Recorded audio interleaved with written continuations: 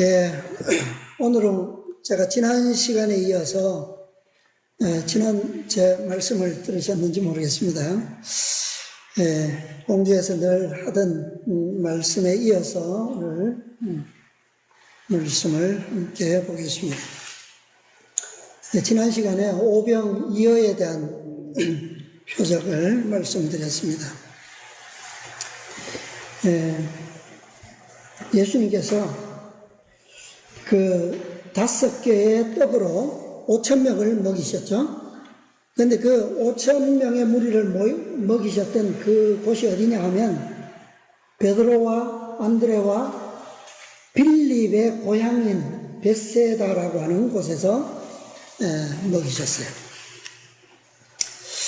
그런데 이 5,000명이라고 하는 사람이 5개의 떡으로 배불리 먹이셨다. 그리고 남은 조각을 얼마나 거뒀다고요? 12바구니를 거뒀죠. 그런데 이 5,000명에게 5개의 떡이 많습니까? 적습니까? 이게 누구의 음식이었어요? 누가 가진 떡이었습니까? 어린아이가 가진 도시락이었죠. 그래서 한 어린아이가 한 끼를 먹을 그 음식을 가지고 5,000명을 먹이셨다. 참 성경에나 있는 얘기지, 말씀이지 세상에는 있을 수 없는, 말도 되지 아니하는 이야기죠.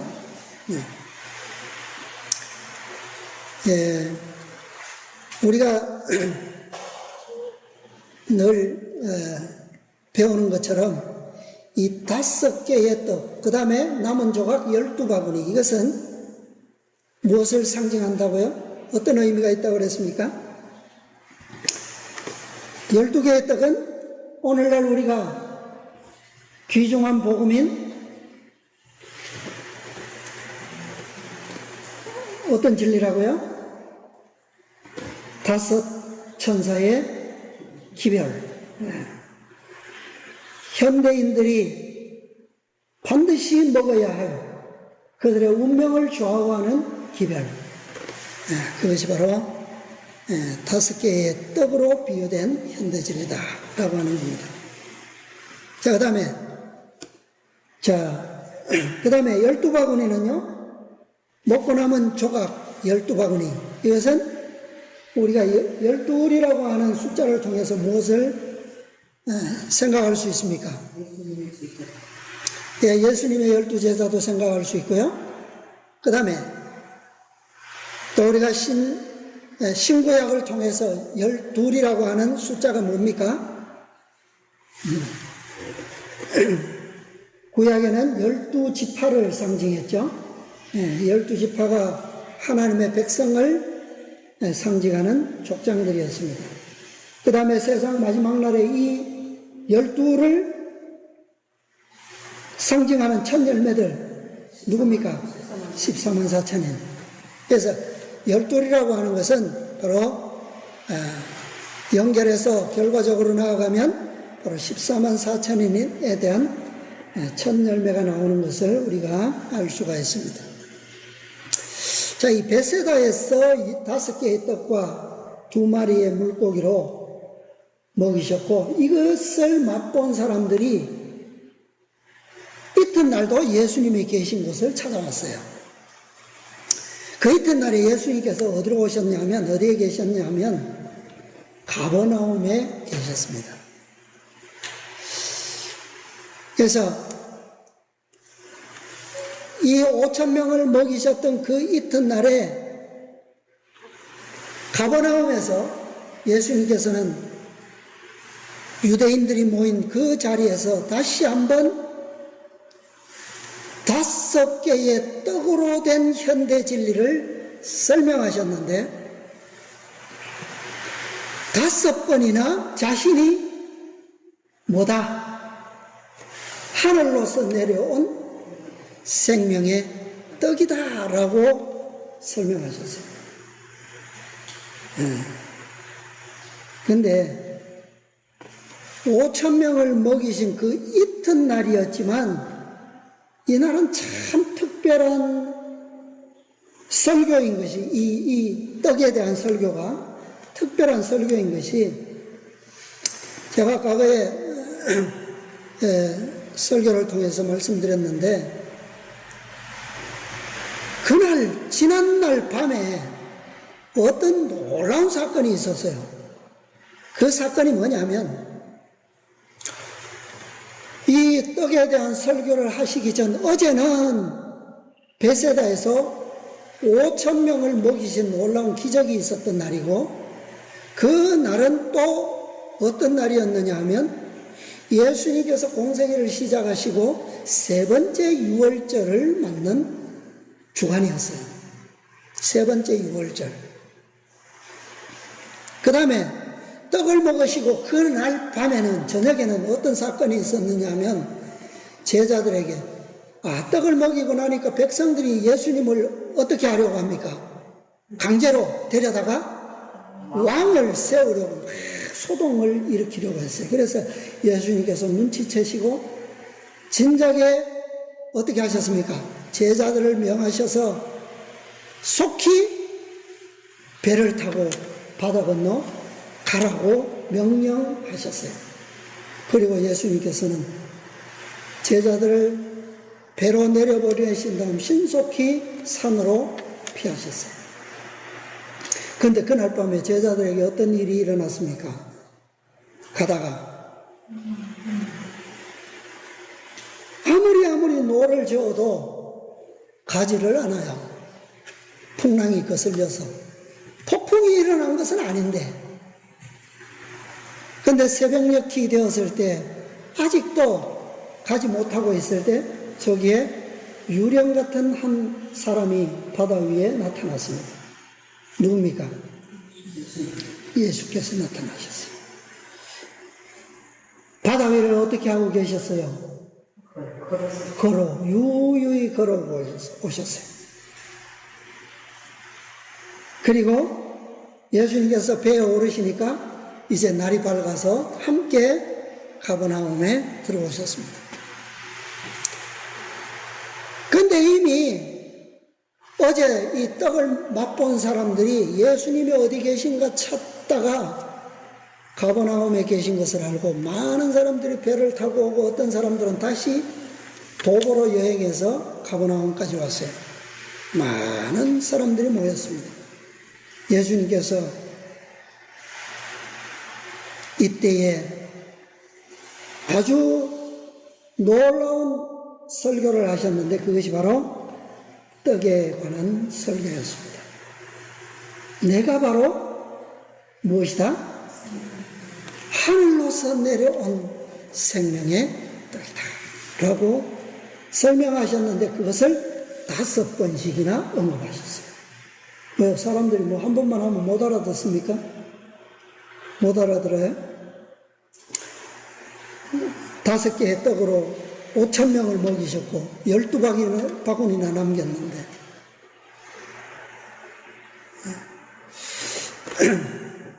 그런데 중요한 것은요, 이 설교를 예수님께서 얼마나 신중하게 길게, 내가 바로 너희들이 모세는 광야에서 하늘에서 만나를 주어서 먹게 했는데 당신은 무엇으로 우리로 믿게 하시겠나이까? 라고 했을 때 그 설명에 대하여 5번씩이나 내가 바로 그 만나를 내려준 장본인이라고 설명하셨어요. 내가 바로 하늘로서 내려온 떡이고 너희가 먹은 그 만나는 바로 이 떡이었다라고 하는 것을 설명하셨어요. 그런데 그 결론에 가서 유대인들이 뭐라고 하냐면, 이 말씀은 어렵도다, 누가 들을 수 있느냐라고 하면서 다 떠나가 버렸어요.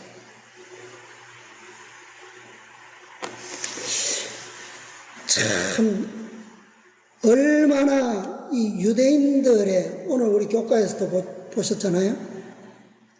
레위 마태를 그리스도께서는 어떤 사람과도 차별 없이 대우하시고 아버지의 품성으로 그들을 초청하셨는가에 하면 바리새인들은 사사건건 차별 대우하는 것을 반대로 보여주고 있죠. 그런데 이 유대인들은 왜 이튿날 예수님을 찾아서 모여들었느냐고 하면 예수님께서 그러셨어요. 너희가 나를 찾는 까닭은 표적을 본 까닭이 아니요 너희가 떡을 먹은 연고로다 그랬어요. 표적은 사실은 안중에도 없어요. 뭐가요? 어떻게 하면 애쓰지 않고 수고하지 않고 그 떡을 계속 얻어먹을 수 있을까? 내가 바로 그 떡이다 라고 하실 때에 그들이 뭐라고 했냐면 우리에게 그 떡을 날마다 주어서 먹게 하소서 그렇게 했어요. 누구처럼요? 사마리아 여인처럼 내가 물길로 오지도 않도록 목마르지 않게 그 물을 달라고 했던 것처럼 유대인들이 그랬어요. 근데 예수님께서 점점 깊이 들어가셨습니다. 3번 내가 하늘로서 내려온 떡이다 라고 말씀하시면서 너희가 내 살과 피를 먹지 아니하면 이제는 살과 피에 대해서 깊이 설명하셨어요. 4번째에. 그러니까 5번째 가서 결론에 가서 한 말들이 이거예요. 이 말씀은 어렵다. 누가 들을 수 있느냐? 정말 어제 먹었던 그런 떡이었다면 얼마나 좋았을까요? 그죠?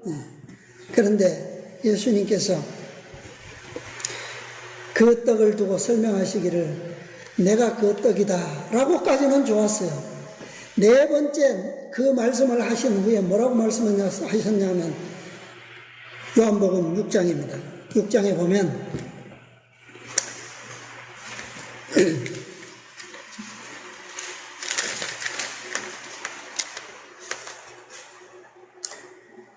네, 51절요. 나는 하늘로서 내려온 산떡이니 사람이 이 떡을 먹으면 영생하리라. 나의 줄 떡은 곧 세상의 생명을 위한 내 뭐라고요? 살이로라 하시니라. 그 다음에 53절 예수께서 이르시되 내가 진실로 진실로 너희에게 이르노니 인자의 살을 먹지 아니하고 인자의 피를 마시지 아니하면 너희 속에 무엇이 없다고요? 생명이 없느니라. 이것이 4번째 하늘로서 온 생명의 떡에 대해서 설명하신 말씀이에요. 그러니까 58절에 가서 다시 한번 이것은 하늘로서 내려온 떡이니 라고 말씀하고 하니까 60절에 가서 이 말씀은 어렵도다. 3번째까지는 아무 이의 없이 잘 들었어요. 과연 그 떡이 무엇일까? 어떻게 주실까? 라고 했는데 4번째, 5째 가니까 그것이 내 살이요 내 피다 라고 설명하셨어요. 그러니까 바로 그들이 뭐합니까? 거절했어요. 거절. 근데 이 설교가 어디에서 주어졌다고요? 어디서요? 가버나움. 이 복음을 증거하신 곳은 가버나움이었는데 이 가버나움은 예수님의 공생애 중에서 가장 많은 시간, 가장 중심적이었던 곳이 바로 가버나움입니다. 예수님의 공생애 중에 가장 많은 권능을 행사하셨던 곳이 가버나움이에요. 이 갈릴리 가버나움은 예수님의 지상 사업에 있어서 예루살렘과 똑같이 중요한 곳이에요.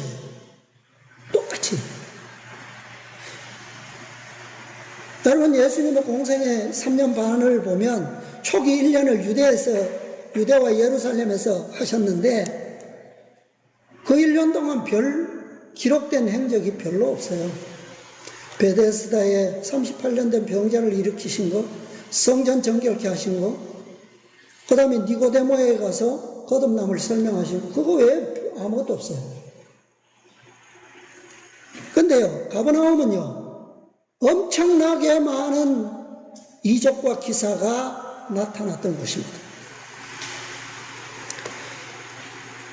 예루살렘에서는, 유대에서는 별 행적은 기록되어 있지만, 그러나 예수님의 공생애 중에서 예루살렘은 뭐니 해도 첫째로 중요한 곳이에요. 왜? 그것이 그리스도의 속죄가 이루어질 곳이었기 때문에. 예루살렘을 떠나서는 이 일이 결코 뭐 할 수 없어요? 이루어질 수 없기 때문에 예루살렘은 중요한 곳입니다. 그러나 가버나움은 왜 중요할까요? 가버나움 역시도 예루살렘만큼이나 중요한 곳입니다. 공생에 있어서. 왜냐하면 예루살렘은 예언된 것처럼 그분의 속죄가 이루어질 장소였기 때문에 중요하지만, 그러나 가버나움은 요한복음 1장에 보면 요한이 뭐라고 예수님을 소개하고 있습니까? 1장 14절에 보면 말씀이 육신이 되어 우리 가운데 거하심에, 말씀이 육신이 되어서 죄 없는 생애를 사신, 그래서 온전한 복음의 실체가 되신 곳, 모범으로 보여주신 곳, 그곳이 바로 갈릴리 가운데서도 가버나움이에요. 예수님께서 공생의 시초에 5 제자들을 부르셨던 곳도 갈릴리입니다. 그죠? 그 다음에 공생의 첫 번째 이적을 베푸심으로 첫 사업을 시작하신 곳도 갈릴리예요. 가나죠? 그 다음에 처음으로 바다에서 물고기의 이적을 통하여 제자들을 전적으로 헌신하게 만드셨던 곳도 갈릴리입니다. 12 제자를 임명하시고 12 전도대를 파송하신 곳도 갈릴리예요. 처음으로 귀신을 쫓아내셨던 곳, 처음으로 문둥병자를 고치셨던 곳, 처음으로 소경과 벙어리와 죽은 자를 살리셨던 곳도 가버나움입니다. 갈릴리예요. 처음으로 산상설교에서 하나님의 품성의 사본인 율법의 정신을 설명하시고 그 율법의 변함없는 원칙을 설명하신 곳이 갈릴리입니다. 그 다음에 해변의 설교에서는 무엇을 설명하셨습니까? 그분께서 세우러 오셨던 그 은혜의 왕국의 성질을 설명하시고 그 왕국이 어떻게 건설되고 어떻게 성장하는지, 그리고 의인과 악인의 최후의 분리는 어떻게 이루어지는지, 그 다음에 그분께서 가르치셨던 하늘로부터 온 그 진리의 탁월성은 어떠한 것인지, 제자들이 어떻게 당신의 대리자로서 이 사업을 마지막 때에 충실하게 계속해야 할지에 대해서 설명하신 것이 바로 해변에서 주어진 설교입니다. 그리고 갈릴리의 맨 마지막 이적으로서 5,000명을 먹이셨던 이적이에요. 그리고 생명의 5 떡, 하늘로서 내려온 5개의 빵, 그 떡이 곧 누구라고요? 네로라 하는 설교가 갈릴리에서 있었던, 가버나움에서 시작되고 가버나움에서 마지막으로 주어졌던 설교입니다. 가버나움은 예루살렘만큼이나 그분의 사업에 있어서 중요한 곳이었습니다. 자, 그런데 이 설교를 통해서 이 놀라운 역사들이 일어났던 이 갈릴리의 사역이 맞춰졌다라고 하는 거예요. 공생의 기간, 전 기간 동안에 가장 많은 이적이 이루어졌어요. 가장 많은 봉사를 이루셨던 곳입니다. 그런데 결과는 뭐예요? 이 갈릴리의 결과가 뭐예요? 가시는 곳마다 수많은 인파가 몰려들었고, 어떤 집에 있을 때는 그 집에 들어가지도 못할 만큼 많은 인파가 몰려 있었고, 길거리에서든 산 위에서든 해변에서든 그분이 계신 곳이라면 항상 수많은 무리들이 그분을 에워싸고 있었어요. 심지어는 그분께서 음식 먹을 겨를도 없었습니다. 잠시 쉬실 겨를도 없었어요. 그분은 항상 갈릴리에서만큼은 이러한 여유가 없는 틈에 육체는 배고픔으로 지쳐 있었고 항상 봉사로 인해서 피곤해 지쳐 있었어요. 우리와 똑같은 육신을 가지고 계셨기 때문에 그것을 피할 길이 없으셨습니다. 그럼에도 불구하고 그들을 위해서 얼마나 크게 봉사하시며 희생하셨습니까? 그 모든 것을 감수하시면서 왜 그렇게 하셨어요? 오늘 우리 교과에서 본 것처럼 마태처럼 정말 마음이 열린 새 부대가 되고자 하는 그들을 위해서 그분께서는 모든 것을 다 자신을 희생하시면서 다 그들에게 귀중한 하늘의 선물들을 베풀어 주시려고 그렇게 하셨던 것입니다. 그런데 그렇게 가장 많은 권능을 베푸시고 희생하셨던 갈릴리에 특별히 세 곳이 지적되어 있는데 그곳이 어디냐 하면 가버나움과 또 어딜까요? 5,000명을 먹이셨던 베세다. 또요? 성경에는 이름만 기록되어 있지 어떤 기적을 베푸셨는지는 자세히 없어요. 고라신. 이 세 곳은 특별히 그런 곳이었다라고 말씀하고 있어요. 근데 이 모든 1년 동안 자아희생을 통해서 이루어 놓으셨던 그 사역의 결과는 뭡니까? 어제까지만 해도 수천 명이 모여들어서 떡을 얻어먹고 즐겨 말씀을 듣던 그 무리들 다 어디로 갔어요? 다 떠나갔어요. 이 마지막 한 설교를 통해서 다 떠나가 버렸어요. 몇 명이 남았습니까? 6장에 보면 66절요. 이러므로 제자 중에 많이 물러보고 다시 그와 함께 다니지 아니하더라. 엄청난 제자의 무리들이 다 떠나가 버렸어요. 예수님께서 12제자에게 물으셨습니다. 너희도 가려느냐? 68절. 뭐라고 대답했어요? 베드로가? 주여, 영생의 말씀이 계시네. 우리가 위계로 가오리니까. 몇 명 남았어요? 12명 남았어요. 12명. 배부르기 위해서 왔던 사람들, 즐겨 그분의 말씀을 듣던 수천의 사람들, 무리들 다 떠나가고. 그런데 베드로가 이 설교를 들은 결과에 대해서 베드로가 딱 한마디로 대답한 거예요. 뭐라고요? 영생의 말씀이 계시네. 그가 누구라고요? 말씀이 육신이 되어 오셔서 우리 가운데 거하시는 누구요? 예수 그리스도. 예수님께서 그 수천의 무리들에게 내가 하늘로서 내려온 생명의 떡, 그다! 영생의 말씀이 바로 떡이요. 그것이 바로 나다. 라고 밝히셨을 때 다시 말하면 나의 살과 피를 먹는 것은 곧 뭐다? 나의 보내신 자 예수님의 말씀을 뭐 하는 것이다? 믿는 것이다.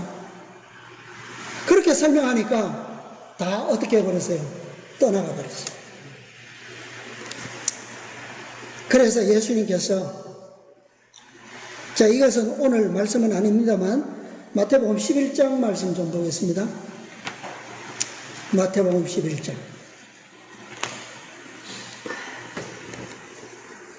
20절로 27절.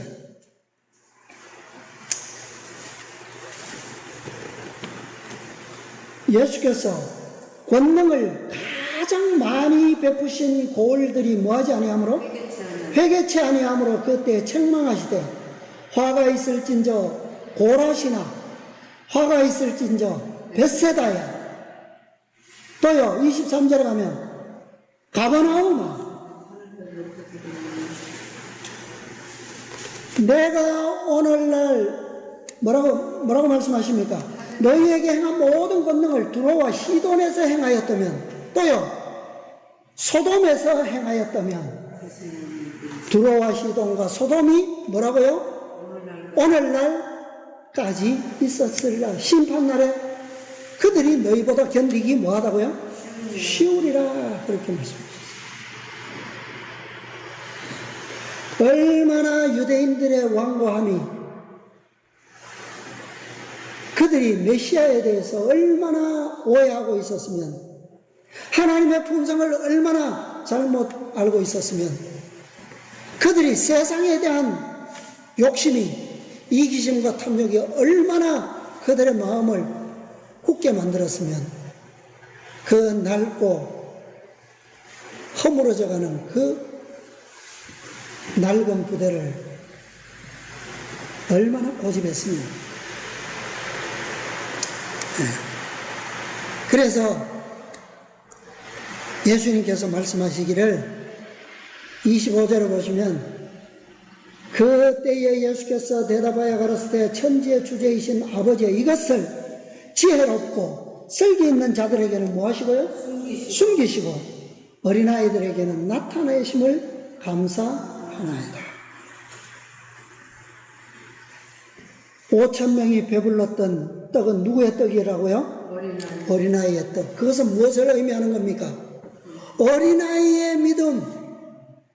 어린아이가 가졌던 그 믿음으로 먹는 자들은 다 뭐요? 배부를 수 있다는 거예요. 어린아이들에게는 이 진리가 나타내졌어요. 계시되었어요. 옳소이다. 이렇게 된 것이 아버지의 뜻이니이다. 내 아버지께서 모든 것을 내게 주셨으니 아버지 외에는 아들을 아는 자가 없고 아들과 또 아들의 소원대로 계시를 받는 자 외에는 아버지를 아는 자가 없느니라. 그들이 몇 명이었어요? 이런 자들이.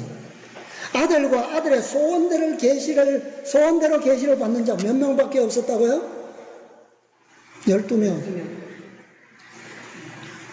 예수님께서 1년 동안 수고한 결과가 그거예요. 제자들에게 예수님께서 이것을 보여주시기를 원하셨고 가르치시기를 원하셨습니다. 그래서 진실로 그분 안에서 쉼을 누릴 수 있는 자들, 그들이 누구냐 하면 그 다음 절이에요. 28절. 수고하고 무거운 짐진 자들아 다 내게로 오라. 내가 너희를 쉬게 하리라. 근데 몇 명이 왔다고요? 12명. 나는 마음이 온유하고 겸손하니. 누가 마음이 온유하고 겸손합니까? 그리스도. 근데 그리스도와 같이 온유하고 겸손한 마음이 누구예요? 누구예요? 5개의 떡을 가지고 있던 어린아이. 근데 그 마음을 지금 누가 배우고 있어요? 제자들이. 겸손하니 나의 멍에를 메고 내게 배우라. 그러면 너희 마음이 쉼을 얻으리니. 이게 결론이에요. 자, 오늘은 제가 이 떡으로 무리를 배불리셨던 다른 이적이 있죠. 자, 몇 개의 떡입니까? 7개의 떡을 먹이셨던 기적이 다시 한번 있게 되죠. 예수님께서 이 5떡의 설교를 하시고 가버나움을 떠나셨는데 영원히 떠나버렸어요. 다시는 그들에게 돌이키시지도 않으셨고 그들에게 이적을 베푸시거나 복음을 전하시는 일은 없었습니다. 이제는 갈릴리의 이방인들을 위해 봉사하셨어요. 갈릴리를 둘러싼 지역 중에 유대인 지역만 있는 것이 아니라 이방인들이 사는 동네들도 있었어요. 그 다음에 저 북쪽 지중해 연안에는 페니키아, 시돈과 두로, 그죠? 네. 그리 가셨어요. 그리 가셔서 누구를 만나셨느냐 하면 헬라인인 수로보니게 여인을 만났습니다. 여인이 예수님께서 오시는 것을 보고 외쳤죠. 주여 나를 도우소서. 내 딸이 흉악히 귀신 들렸나이다. 그리고 다시 요단강으로 돌아오셨어요. 요단강 동편에는 페니키아 지방이 있습니다. 이방인들이 사는, 이교도들이 사는 지방인데 또 그곳에서도 또 봉사하셨어요. 이적을 베푸셨어요. 자, 마가복음 7장 31절입니다. 마가복음 7장 31절.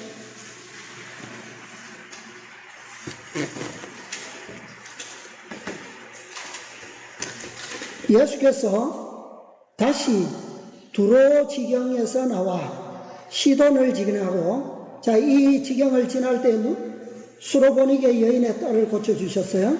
그 다음에 데가볼리 지경을 통과하여 갈릴리 호수에 이르시매. 이곳에서 누구를 만났느냐 하면 귀먹고 말이 어눌한 사람을 만나셔서 고쳐주셨어요. 자, 시대의 소망 한번 찾아보겠습니다. 시대의 소망. 시대의 소망 404페이지입니다.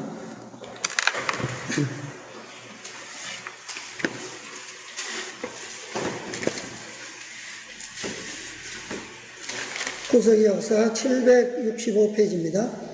765페이지. 그 왼쪽 밑에 보면 제44장 참된 표적 나오죠? 자, 거기에 보겠습니다. 예수께서 다시 두로 지경에서 나와 시돈을 지나고 데가볼리 지경을 통과하여 갈릴리 호수에 이르시니라.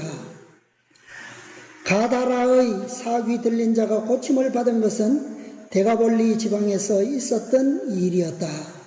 돼지떼가 죽게 된 것에 놀란 이곳 사람들이 그들에게서 떠나달라고 예수께 강권하였던 곳이다. 그러나 저들은 예수께서 뒤에 남기신 사자들의 말을 듣자 예수를 보고 싶은 욕망이 일어났다. 이 사자들이 누구예요? 과거에 무덤 사이에서 나왔던 두 광인들이죠. 그들을 고쳐주셨을 때 그들이 예수님을 따르고자 했을 때 예수님께서 뭐라고 하셨습니까? 너희는 나를 따르지 말고 여기 머물러 너에게 무엇을 행하셨는지를 전하라 그랬어요. 그들이 바로 사자가 된 거예요. 예수께서 다시 그 지방에 오셨을 때 사람들은 그분 주위에 모여들었고 귀먹고 말을 더듬는 사람을 예수께 데려왔다. 예수께서는 당신의 쌍내대로 말씀만 가지고 그 사람을 고치지는 아니하셨다. 예수께서는 그를 군중에게서 따로 데리고 가셔서 손가락을 그의 귀에 넣고 그의 혀에 손을 대시며 하늘을 우러러 보시고 진리를 향하여 열지 아니하는 귀와 구주를 시인하기를 거절하는 혀를 생각하고 탄식하셨다. 열리라는 말씀에 그 사람의 말하는 기능이 회복되었다. 아무에게도 말하지 말라는 명령을 어기고 그는 자기가 고침받은 이야기를 널리 공개하였다. 예. 왜 예수님께서 말씀으로 이 사람을 고치지 아니하셨어요? 왜? 이들은 이방인들이기 때문에 말씀의 능력에 대해서 아직 이해 못하는 백성들이에요. 그죠? 그래서 그분은 특별한 제스처와 함께 그를 고쳐주셨습니다. 열리라. 성경에 보면 에바다 라고 하는 말이에요. 에바다. 자, 마가복음 1장에 보면 이 일이 일어난 직후의 사건이 기록되어 있습니다. 마가복음 8장, 마태복음 15장에도 있는데요. 마가복음 8장에 있는 말씀 보겠습니다. 1절부터 그 즈음에 또 큰 무리가 있어, 여기에 나오는 그 즈음이라고 하는 것은 방금 읽었던 시대의 소망의 말씀과 페니키아 지방과 데가볼리 지방을 지나오던 그 때를 얘기합니다. 큰 무리가 있어 먹을 것이 없는지라. 예수께서 제자들을 불러 이르시되 내가 무리를 불쌍히 여기노라. 저희가 나와 함께 있은지 이미 며칠요? 사흘임에 먹을 것이 없도다. 사흘 동안 이 많은 무리가 예수님과 함께 있었어요. 만일 내가 저희를 굶겨 집으로 보내면 길에서 뭐하리라? 기진하리라. 그 중에는 멀리서 온 사람도 있느니라. 제자들이 대답하되 이 광야에서 어디서 떡을 얻어 이 사람들로 배부르게 할 수 있으리까? 자, 5,000명을 먹이실 때는 그곳이 어디였다고요? 벳세다. 그곳은 베드로와 안드레, 빌립의 고향이었어요. 떡을 파는 곳을 알고 있었어요. 그러나 알고 있었다 할지라도 그들은 왜 머뭇거렸습니까? 왜 의심했어요? 그 많은 떡을 5,000명이나 먹일 수 있는 2천만 원이 넘는 돈이 있다 손쳐도 그 음식이 어디에 한꺼번에 있어요? 예약도 안 했는데, 그죠? 근데 여기는 어떤 곳이라고요? 여기는 제자 중 누구의 고향도 아니에요. 아무도 이 마을에 대해서 아는 사람이 없습니다. 왜? 여기는 이교도들, 이방인의 땅이에요. 그러니까 이 대답이 당연하죠. 어디서 이 떡을 얻어서 이 무리로 배부르게 할 수 있습니까? 예수께서 물으시되 너희에게 떡 몇 개나 있느냐? 가로되 몇 개가 있습니까? 7이로소이다. 예수께서 무리를 명하사 땅에 앉게 하시고 떡 7개를 가지사 축사하시고 떼어 제자들에게 주어 그 앞에 놓게 하시니 제자들이 무리 앞에 놓더라. 또 작은 생선 2마리가 있는지라. 이에 축복하시고 명하사 이것도 그 앞에 놓게 하시니 배불리 먹고 남은 조각 몇 광주리요? 7 광주리를 거두었으니 사람은 약 4,000명이었더라. 자, 먼저 5,000명을 먹이실 때와는 좀 다른 그런 모습이 여기 기록되어 있어요. 어린아이의 음식 떡 5개였고 여기는요 떡이 7개. 분명히 이것은 어린아이의 음식 같지는 않아요. 7개의 떡. 그 다음에 4,000명이 먹었고 남은 조각은요 7 광주리. 7개의 떡으로 먹이고 7 광주리를 남겼습니다. 그런데 먹은 사람은 이전과 똑같이 여자와 어린아이 외에 남자만 4,000명. 자, 다시 시대의 소망 좀 보겠습니다. 아까 읽었던 다음 문단. 예수께서 산에 오르시자 무리가 그분에게 몰려들었다. 그들은 아픈 자와 불구자들을 데리고 와서 예수님의 발 아래 놓았다. 그분께서는 그들을 모두 고쳐주셨다. 그들은 누구였다고요? 이방인이었지만 이스라엘의 하나님께 찬송을 드렸다. 그들은 3일 동안 계속 구주 곁에 모여 밤에는 모천에서 자면서까지 종일토록 그리스도의 말씀을 듣고 그의 하시는 일을 보고자 열망하였다.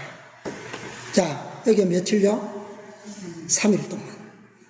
우리가 요즘 집회를 2박 3일 동안 하죠. 3일 동안. 모천에서 자가면서까지 예수님의 말씀을 듣고자 열망했어요. 3일이 다 하였을 때 그들의 양식은 떨어졌다. 예수께서는 그들을 배고픈 채로 보내고 싶지 않으셨으므로 제자들을 불러 무리에게 먹을 것을 주라고 하셨다. 제자들은 다시 저희의 불신을 나타냈다.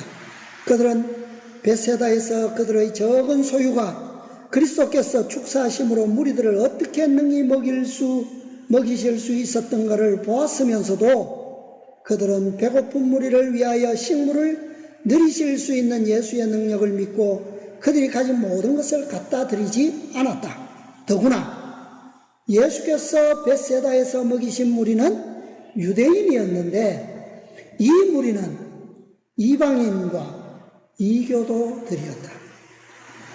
제자들의 마음속에는 유대인적 편견이 아직도 강하게 남아있었다. 만일 이 제자들이 말이에요, 저 페니키아 두로와 시돈 지방을 돌면서 그 수로보니게 여인이 가졌던 믿음을 제대로 배웠더라면 그 여인이 어떤 믿음을 가지고 있었습니까? 외칠 때 예수님께서 나는 이스라엘의 잃어버린 자 외에는 보내심을 받지 않았다. 그러니까 그 여인이 뭐라 그랬어요?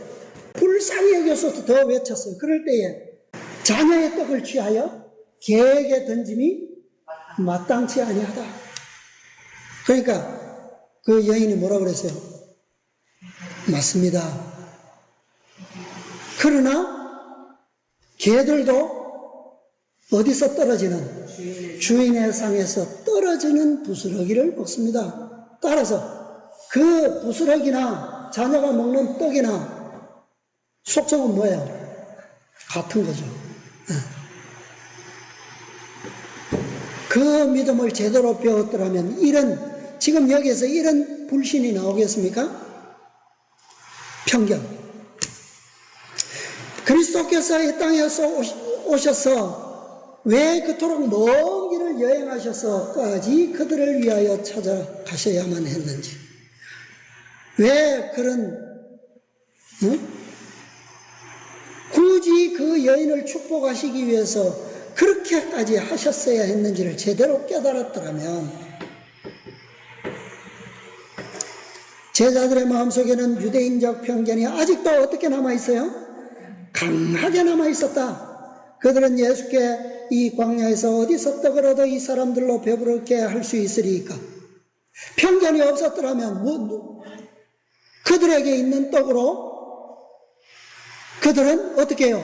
자원해서 기쁨으로 예수님께 갖다 드릴 수 있었을 것이고 예수님께서는 그것을 분명히 하실 수 있다는 것을 그들은 알고 있었다는 거예요. 그럼 무엇 때문에요? 편견 때문에 그들이 가지고 있는 떡이 어떤 기적을 일으킬 수 있을지를 미처 깨닫지 못했던 거예요. 우리도 마찬가지입니다. 우리가 가진 것 보잘것 없을 수 있어요. 그러나 우리에게 뭐가 있다면요, 정말 영혼을 사랑하는 마음, 그리스도께서 위하여 돌아가신 그 영혼들에 대한 사랑과 믿음이 있다면 우리의 가진 보잘것없는 작은 것 그분께 드리면 그분께서 어떻게 하실 수 있다고요? 풍족하게 배불리실 수 있다고요. 그러나 말씀에 순종하여 그들이 가지고, 예수님께 질문하시니까 이제 뭐요? 이게 나온 거예요. 그들이 가지고 있던 떡 7개와 생선 2마리를 예수께 가지고 나왔다. 무리들이 먹고 남은 조각을 7광줄이나 거두었다. 이와 같이 하여 여자들과 아이들 외에 4,000명이 원기를 회복하였으며, 이들이 이 떡을 취하지 못했더라면 그들은 가는 길에 어떻게 됐을 거라고요? 기진했을 거라고요. 그런데 이 떡으로 그들은 원기를 회복하였으며, 예수께서 그들로 기쁘고 감사한 마음으로 돌아가게 하셨다. 자, 이 3일, 이 무리들이 예수님과 함께 3일을 함께 했어요. 이 3일이 뭘까요? 3일. 제자들이 그토록 배우기를 원했던 것. 제자들이 예수님과 얼마 동안 지냈습니까? 3년을 지냈어요. 3년.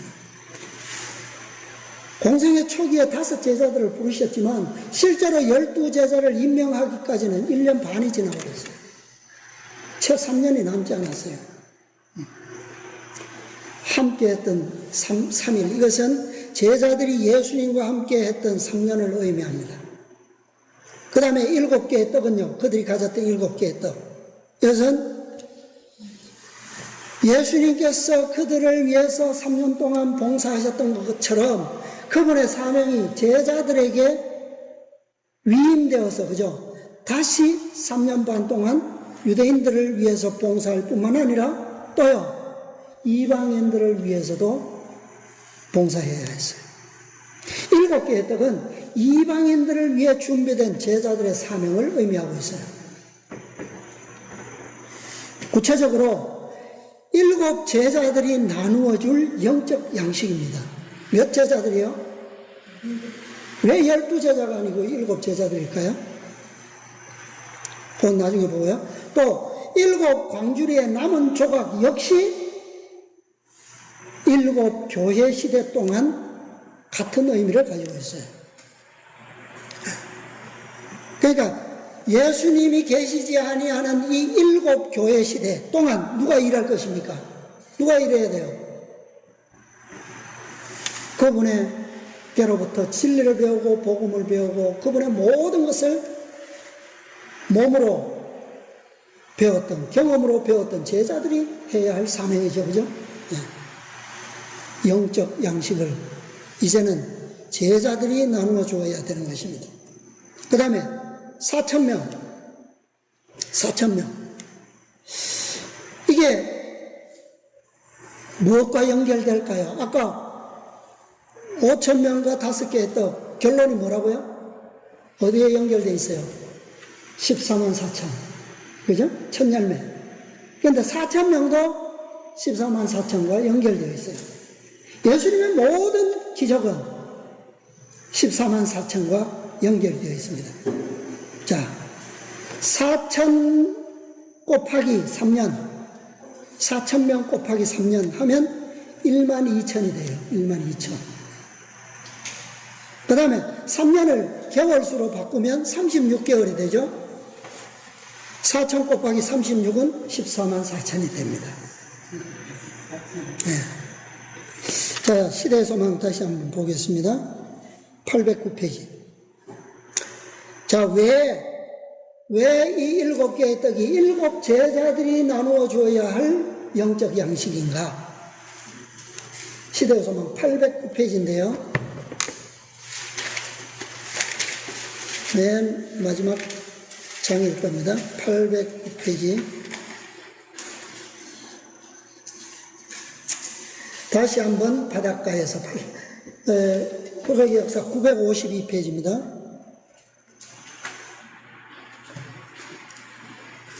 여기 첫 문단부터 보겠습니다. 예수께서 제자들을 갈릴리에서 만나기로 약속하셨으므로 6월절 주일이 끝난 직후에 그들은 그곳으로 발길을 돌렸다. 절기 동안에 저희가 예루살렘에 있지 않으면 불만을 품은 자와 이단자로 해석될 것이었으므로 그들은 절기가 마칠 때까지 남아있다가 절기가 끝난 후 즉시 구주께서 지시하신 대로 그분을 만나기 위하여 기쁜 마음으로 고향으로 돌아왔다.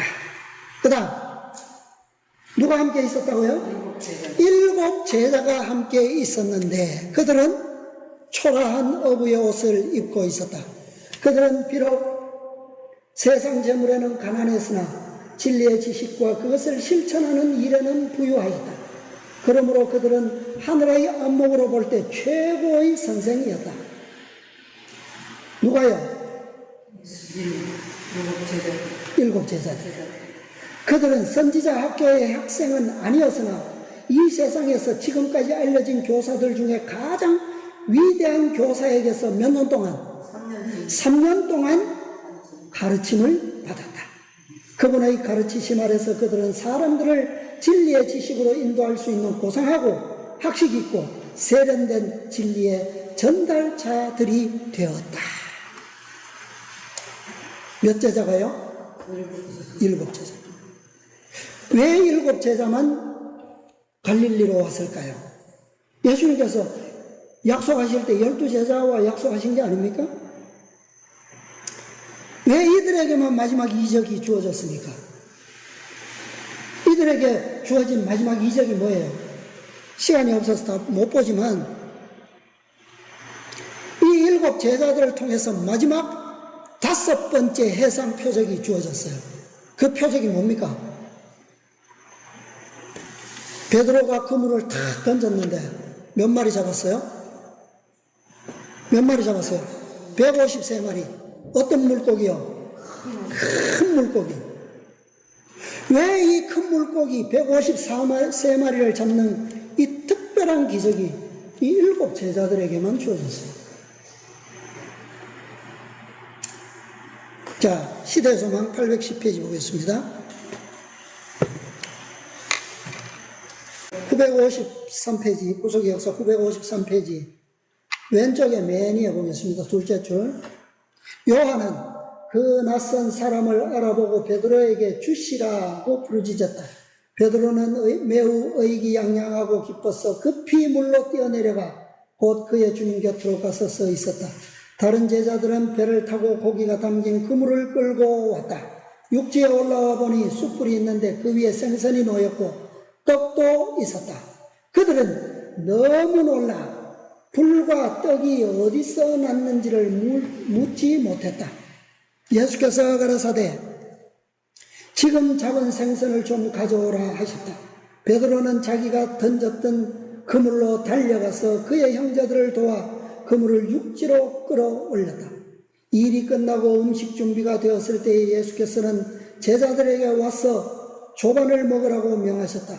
그분이 떡을 떼어 그들에게 나누어 주시자 몇 사람이? 7사람은 모두 그분을 뭐했다? 알아보았다. 그럼 그때 그전에 못 알아보았어요? 여기서 알아보았다라고 하는 말은 무슨 의미예요? 떡을 떼시던 분, 내가 하늘로서 내려온 생명의 떡이로라. 사도 요한이 1장에 증거했던 말씀이 육신이 되어 우리 가운데 거하시는 그분을 알아본 거예요. 그분을. 산중턱에서 5,000명을 먹이시던 이적이 저희 마음에 어떻게 해요? 떠올랐으나 신비스러운 두려움에 쌓여 그들은 말없이 부활하신 구주를 바라볼 뿐이었다. 이 7사람은요 5,000명의 기적을 통해서 그 다음에 4,000명을 먹이신 7개의 떡 기적에서 이 모든 떡에 관한 그리스도의 능력과 생명이신 메시아 되시는 그분에 대한 관계를 정확하게 이해하게 된 거예요. 여기서. 그래서 떡을 떼실 때에 그분을 어떻게 해요? 알아보았다는 거예요.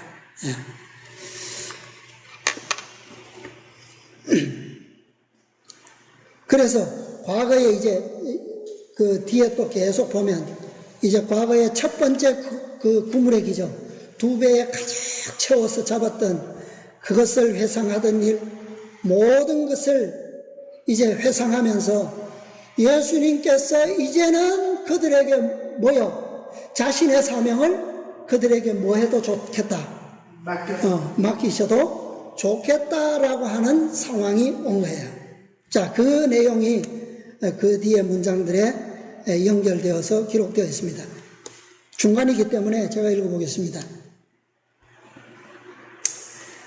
그러한 장면을 그들의 마음에 떠오르게 해서 이 인상을 깊이 심어주시기 위하여 그분은 다시 이러한 이적을 행하셨던 것이다. 그분이 그렇게 하신 것은 제자들에게 맡기신 사명을 새롭게 하시려고 한 것이었다.